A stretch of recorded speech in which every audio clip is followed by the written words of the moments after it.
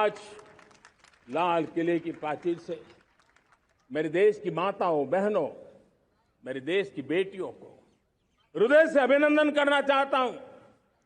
देश आज जब पहुंचा है, अब विशेष शक्ति जुड़ रही है मेरी माताओं बहनों के सामर्थ्य की। आज देश प्रगति की राह पर चल पड़ा है, तो मैं मेरे किसान भाई बहनों का भी अभिनंदन करना चाहता हूं। ये आप ही का पुरुषार्थ है, ये आप ही का परिश्रम है कि देश आज कृषि क्षेत्र में आगे बढ़ रहा है। मैं मेरे मजदूरों का, मेरे श्रमिकों का, मेरे प्रिय परिवारजन, ऐसे कोटि कोटि श्रमिकों को आज मैं नमन करता हूं, उनका अभिनंदन कर रहा हूं। देश आज जो आधुनिकता की ओर बढ़ रहा है, विश्व की तुलना करने वाले सामर्थ्य के साथ नजर आ रहा है, उसके पीछे मेरे देश के मजदूरों का, मेरे देश के श्रमिकों का बहुत बड़ा योगदान है। आज समय कहता है कि लाल किले की प्राचीर से मैं उनका अभिनंदन करूं, उनका अभिवादन करूं। और ये मेरे परिवारजन, 140 करोड़ देशवासी, मेरे इन श्रमिकों का, रेहड़ी पटरी वालों का, फूल सब्जी बेचने वालों का हम सम्मान करते हैं। मेरे देश को आगे बढ़ाने में, मेरे देश को प्रगति की नई ऊंचाई पर ले जाने में प्रोफेशनल्स की बहुत बड़ी भूमिका है, बढ़ती रही है। चाहे साइंटिस्ट हो, चाहे इंजीनियर्स हो, डॉक्टर्स हो, नर्सिस हो, शिक्षक हो, आचार्य हो, यूनिवर्सिटीज हो, गुरुकुल हो, हर कोई मां भारती का भविष्य उज्जवल बनाने के लिए अपनी पूरी ताकत से लगा हुआ है। मेरे प्यारे परिवारजनों, राष्ट्रीय चेतना वो एक ऐसा शब्द है जो हमें चिंताओं से मुक्त कर रहा है। और आज वो राष्ट्रीय चेतना ये सिद्ध कर रही है कि भारत का सबसे बड़ा सामर्थ्य बना है भरोसा, भारत का सबसे बड़ा सामर्थ्य बना है विश्वास। जन जन में हमारा विश्वास, जन जन का सरकार पर विश्वास, जन जन का देश के उज्जवल भविष्य पर विश्वास, और विश्व का भी भारत के प्रति विश्वास। ये विश्वास हमारी नीतियों का है, हमारी रीति का है। भारत के उज्जवल भविष्य को जिस निर्धारित मजबूत कदमों से हम आगे बढ़ा रहे हैं, उसका है। हमने जल जीवन मिशन, हर घर में शुद्ध पानी पहुंचे, 2 लाख करोड़ रुपया खर्च किया है। हमने आयुष्मान भारत योजना, ताकि गरीब को बीमारी के कारण अस्पताल जाने से जो मुसीबत होती थी उसको मुक्ति दिलाना, उसको दवाई मिले, उसका उपचार हो, ऑपरेशन हो, अच्छे से अच्छी हॉस्पिटल में हो। आयुष्मान भारत योजना के तहत 70,000 करोड़ रुपए हमने लगाए हैं। पशुधन, देश ने कोरोना वैक्सीन की बात तो देश को याद है, 40,000 करोड़ रुपए लगाए, वो तो याद है। लेकिन आपको जानकर के खुशी होगी, हमने पशुधन को बचाने के लिए करीब करीब 15,000 करोड़ रुपया पशुधन के टीकाकरण के लिए लगाया है। मेरे प्यारे देशवासियों, मेरे प्यारे परिवारजनों, जन औषधि केंद्रों ने देश के सीनियर सिटीजन्स को, देश के मध्यम वर्गीय परिवार को एक नई ताकत दी है। जिस संयुक्त परिवार में अगर किसी को एक डायबिटीज जैसा हो जाए, 2-3 हजार रुपया दवाई का बिल स्वाभाविक हो जाता है। हमने जन औषधि केंद्र से जो दवाई बाजार में 100 रुपए में मिलती है, वो 10 रुपया, 15 रुपया, 20 रुपए में दी। और आज देश में 1,000 जन औषधि केंद्रों से मेरे इन बीमारी में जिनको दवाई की जरूरत थी, ऐसे लोगों के करीब 20,000 करोड़ रुपया उनके जेब में बचा है। और ये ज्यादातर मध्यम वर्ग के परिवार के लोग हैं। लेकिन आज उसकी सफलता को देखते हुए मैं देशवासियों को कहना चाहता हूं, जैसे हम एक विश्वकर्मा योजना लेकर के समाज के उस वर्ग को छूने वाले हैं, अब देश में 10,000 जन औषधि केंद्र से हम 25,000 जन औषधि केंद्र का लक्ष्य लेकर के आने वाले दिनों में काम करने वाले हैं। मेरे प्यारे परिवारजनों, जब देश में गरीबी कम होती है तो देश की मध्यम वर्ग की ताकत बहुत बढ़ती है। और अगर दुनिया में, और मैं आपको विश्वास दिलाता हूं, आने वाले 5 साल में मोदी का गारंटी है, देश पहले 3 वैश्विक इकोनॉमी में अपना जगह ले लेगा। ये पक्का जगह ले लेगा। आज जो 13.5 करोड़ गरीबी से बाहर आए हुए लोग हैं, वो एक प्रकार से मध्यम वर्ग की ताकत बन जाते हैं। जब गरीब की खरीद शक्ति बढ़ती है तो मध्यम वर्ग की व्यापार शक्ति बढ़ती है। जब गांव की खरीद शक्ति बढ़ती है तब कस्बे और शहर की आर्थिक व्यवस्था और तेज गति से दौड़ती है। और यही इंटरकनेक्टेड हमारा अर्थचक्र होता है।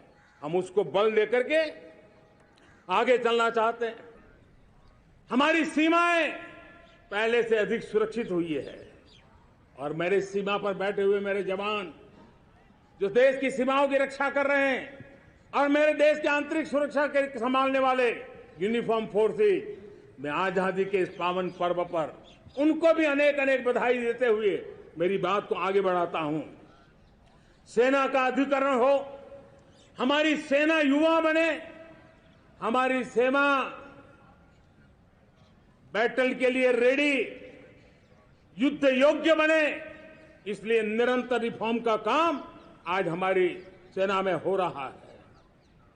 मेरे प्यारे परिवारजनों, आए दिन हम लोग सुना करते थे, यहां बम धमाका हुआ, वहां बम धमाका हुआ, हर जगह पे लिखा हुआ रहता था कि इस बैग को मत छूना, अनाउंसमेंट होते रहते थे।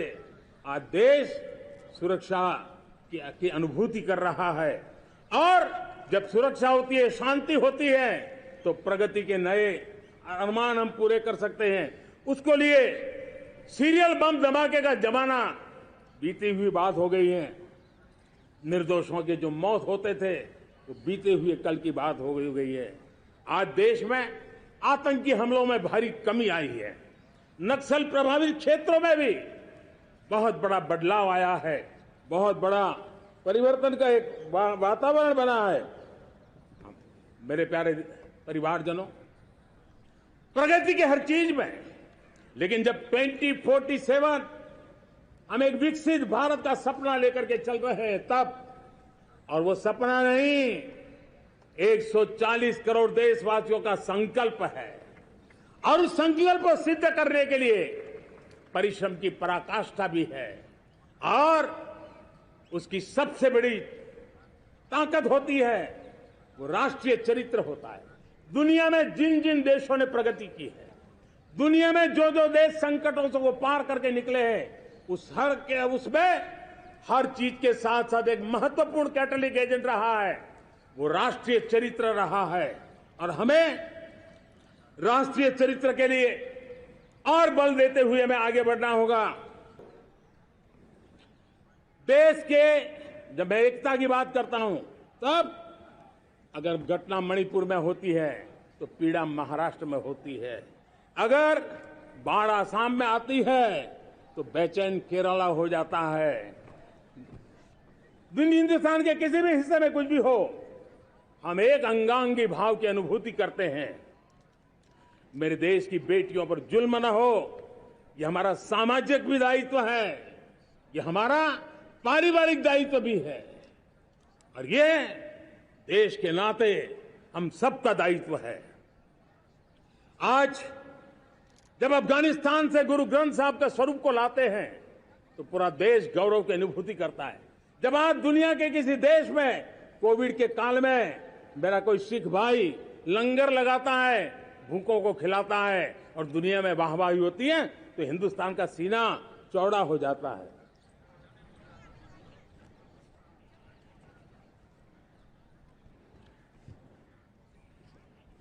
मेरे प्यारे परिवारजनों, हमारे लिए जब नारी सम्मान की बात करते हैं, मुझे अभी एक देश में दौरा कर रहा था, तो वहां एक बहुत ही सीनियर मिनिस्टर, उसने मुझे एक सवाल पूछा। उसने कहा, आपके यहां बेटियां साइंस और इंजीनियरिंग के विषयों की पढ़ाई करती हैं क्या? उसमें क्या था, मैंने उनको कहा, आज मेरे देश में लड़कों से ज्यादा बेटियां आज स्टेम यानी साइंस, टेक्नोलॉजी, इंजीनियरिंग और मैथ्स, अधिकतम भाग मेरी बेटियां ले रही है। तो उनके लिए अचरज था। ये सामर्थ्य आज हमारे देश का देख रहा है। मेरे प्यारे परिवारजनों, आज 10 करोड़ महिलाएं विमेन सेल्फ हेल्प में जुड़ी हुई है। और विमेन सेल्फ हेल्प ग्रुप के साथ आप गांव में जाएंगे तो आपको बैंक वाली दीदी मिलेगी, आपको आंगनवाड़ी वाली दीदी मिलेगी, आपको दवाई देने वाली दीदी मिलेगी। और अब मेरा सपना है 2 करोड़ लखपति दीदी बनाने का, गांव में 2 करोड़ लखपति दीदी। और इसके लिए एक नया अभिगम भेजा। साइंस और टेक्नोलॉजी, हमारे गांव की महिलाओं का भी सामर्थ्य देखता हूं मैं, और इसलिए हम एक नई योजना सोच रहे हैं कि हमारे एग्रीकल्चर सेक्टर में टेक्नोलॉजी आए, एग्रीटेक को बल मिले। इसलिए विमेन सेल्फ हेल्प ग्रुप की बहनों को हम ट्रेनिंग देंगे, ड्रोन चलाने की, ड्रोन रिपेयरिंग की हम ट्रेनिंग देंगे, और हजारों ऐसे विमेन सेल्फ हेल्प ग्रुप को भारत सरकार ड्रोन देगी, ट्रेनिंग देगी। हाईवे हो, रेलवे हो, एयरवे हो, हाईवेज हो, इंफॉर्मेशन वेज, वाटरवेज हो, कोई क्षेत्र ऐसा नहीं है जिस क्षेत्र को आगे बढ़ाने की दिशा में आज देश काम न करता हो। पिछले 9 वर्ष में तटीय क्षेत्रों में हमने, आदिवासी क्षेत्र में, हमारे पहाड़ी क्षेत्र में विकास को बहुत बल दिया है। हमने पर्वतमाला, भारतमाला ऐसी योजनाओं के द्वारा समाज के उस वर्ग को हमने बल दिया है। हमने गैस की पाइपलाइन से हमारे पूर्वी भारत को जोड़ने का काम किया है। हमने अस्पतालों की संख्या बढ़ाई है, हमने डॉक्टर की सीटें बढ़ाई है ताकि हमारे बच्चे डॉक्टर बनने का सपना पूरा कर सके। हमने मातृभाषा में पढ़ाने पर बल दिया है, अब मातृभाषा में वो पढ़ाई कर सके उस दिशा में। और मैं भारत के सुप्रीम कोर्ट का भी धन्यवाद करता हूं कि भारत की सुप्रीम कोर्ट ने कहा है कि आप जो जजमेंट देंगे उसका जो ऑपरेटिव पार्ट होगा वो जो अदालत में आया है उसकी भाषा में उसको उपलब्ध होगा। मातृभाषा का महात्म्य आज बढ़ रहा है। मेरे प्यारे भाई परिवारजनों, आज तक हमारे देश के जो बॉर्डर विलेज हैं, हमने वाइब्रेंट बॉर्डर विलेज का एक कार्यक्रम शुरू किया है। और वाइब्रेंट बॉर्डर विलेज, अब तक इसके लिए कहा जाता था देश के आखिरी गांव। हमने उस पूरी सोच को बदला है, वो देश का आखिरी गांव नहीं है। सीमा पर जो नजर आ रहा है वो मेरे देश का पहला गांव है। अगर सूरज उगता है पूरब में तो उस तरफ के गांव में पहली सूरज की किरण आती है। अगर सूरज ढलता है तो इस तरफ के गांव में आखिरी किरण उसका लाभ मिलता है। ये मेरे पहले गांव है और मुझे खुशी है कि आज मेरे इस कार्यक्रम के विशेष मेहमान, ये जो पहले गांव है, सीमावर्ती गांव है, उसके 600 प्रधान आज इस लाल किले की प्राचीर के इस महत्वपूर्ण कार्यक्रम का हिस्सा बनने के लिए आए। पहली बार वो इतनी दूर तक आए हैं, नए संकल्प और सामर्थ्य के साथ जुड़ने के लिए आया है। मेरे प्यारे परिवारजनों, हमने संतुलित विकास के लिए एस्पिरेशनल डिस्ट्रिक्ट, एस्पिरेशनल ब्लॉक की कल्पना की और आज उसके सुखद परिणाम मिल रहे हैं। आज राज्य के जो नॉर्मल पैरामीटर्स हैं, जो एस्पिरेशनल डिस्ट्रिक्ट कभी बहुत पीछे थे, वो आज राज्य में भी अच्छा करने लग गए हैं। और मुझे विश्वास है कि आने वाले दिनों में ये हमारे आकांक्षी जिले, हमारे आकांक्षी बॉल अवश्य आगे बढ़ेंगे। जैसे मैंने कहा था, भारत का चरित्र की चर्चा कर रहा था, तो मैंने पहला कहा था भारत की एकता, दूसरा कहा था भारत श्रेष्ठता की तरफ बल दें, तीसरा कहा था विमेन लेड डेवलपमेंट की मैंने बात कही थी। और मैं आज एक बात और कहना चाहता हूं कि हम जैसे रीजनल एस्पिरेशन मैंने चौथी बात कही थी, पांचवी महत्व की बात, और भारत ने उस दिशा में ध्यान, और वो है हमारा राष्ट्रीय चरित्र विश्व मंगल के लिए सोचने वाला होना चाहिए। हमें देश को इतना मजबूत बनाना है जो विश्व मंगल के लिए भी अपनी भूमिका अदा करे।